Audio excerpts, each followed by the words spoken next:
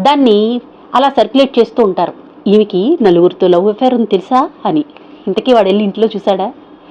ఆమెతో కొద్దిగా క్లోజ్గా మాట్లాడేవనుకో ఇంటికి వచ్చేయమంటుంది అంటాడు ఇంకొకడు. ఇంకొకడు ఏమంటాడు, ఆమె ఈరోజు నీకు ఫోన్ చేయమందా, రెండో రోజు చూడు బయట కలుద్దాం ఉంటుంది అంటాడు. అదే ఒక మగ మనిషి గురించి అయితే, వీడికి భారీ సాలదట అందుకనే ప్రేయస్తో కబుర్లు చెప్తున్నాడు అంటారు ఇంకొకళ్ళు. ఇలా వాళ్ళ గురించి ఏమీ తెలియకుండానే సర్క్యులేట్ అయిపోతూ ఉంటాయి మాటలు.